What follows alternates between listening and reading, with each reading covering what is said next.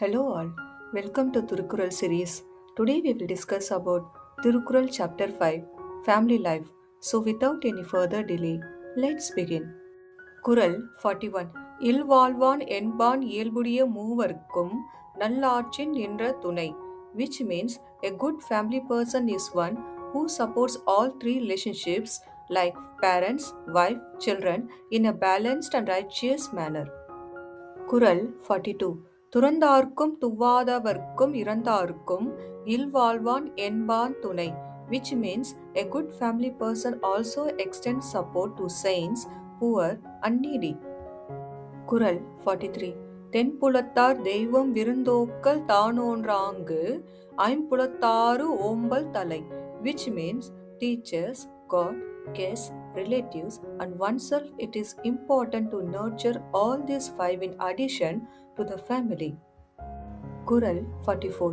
பழி அஞ்சி பாத்துன் உடைத்தாயின் வாழ்க்கை வழி அஞ்சல் எண்ணான்றும் இல், which means one who earns well but avoids the blame of hoarding wealth by philanthropy will lead a complete life with no complaints. குறள் 45. அன்பும் அறனும் உடைத்தாயின் இல்வாழ்க்கை பண்பும் பயனும் அது, which means if love and virtue pervade the family life, they become the characteristic and fruit of the family life. குறள் 46. அறத்தாற்றின் இல்வாழ்க்கை ஆற்றின் புறத்தாற்றில் போவோய் பெறுவ எவன், which means the only way to live is to live righteously. If we set aside virtues, what more is there to gain? குறள் 47. இயல்பினான் இல்வாழ்க்கை வாழ்பவன் என்பான் முயல்வாருள் எல்லாம் தலை, which means one who leads a normal and intimate family life is far ahead of those who seek other priorities. குறள் 48.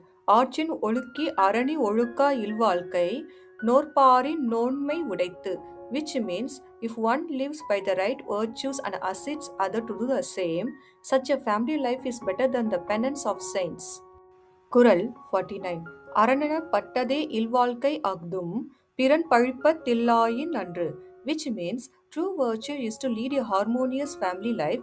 It is even better if it is beyond others' blame. குறள் 50.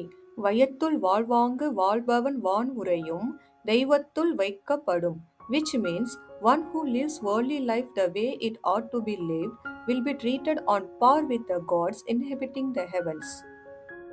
Hope you liked this session. Please like, subscribe and share with your friends and family. Thanks.